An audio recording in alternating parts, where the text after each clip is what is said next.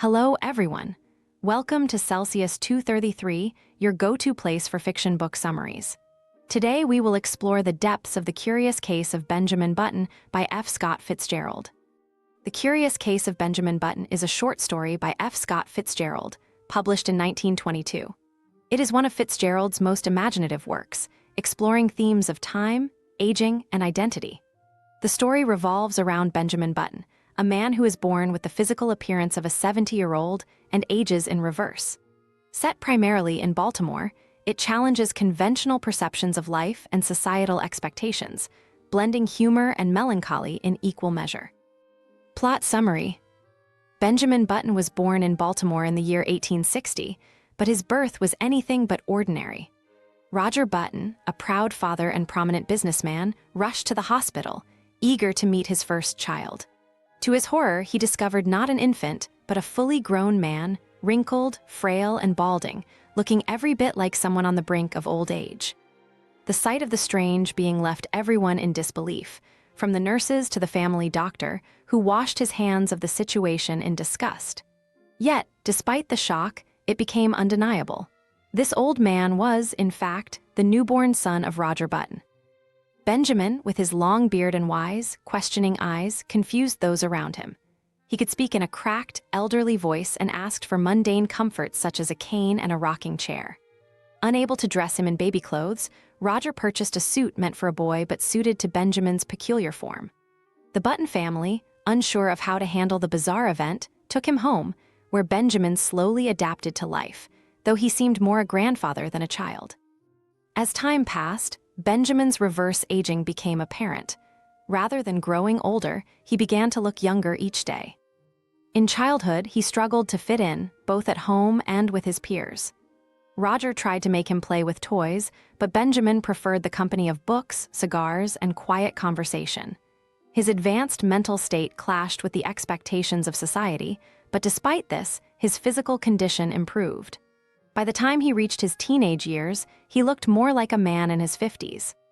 His father, desperate to cling to some semblance of normalcy, sent Benjamin to Yale, hoping for a fresh start. Yet the college expelled him almost immediately, mistaking him for a much older man attempting to impersonate a student.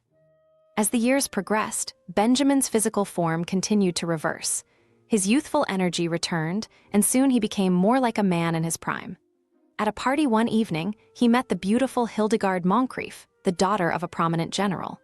She admired his maturity, mistaking him for a man of about 50, and they fell deeply in love. Hildegard was drawn to his apparent wisdom and composure, and they soon married. Their relationship thrived at first, as Benjamin's youthful spirit emerged, yet his body and appearance became younger with each passing year. He began to yearn for activities that Hildegard could no longer enjoy, like dancing and late-night revelry. Over time, as she grew older and he continued to age in reverse, their marriage faltered. She had wanted a stable, mature husband, and Benjamin's constant regression into youth only widened the gap between them. Benjamin's professional life flourished, and he took over his father's business, making significant advancements. But despite his success, his personal life grew increasingly difficult.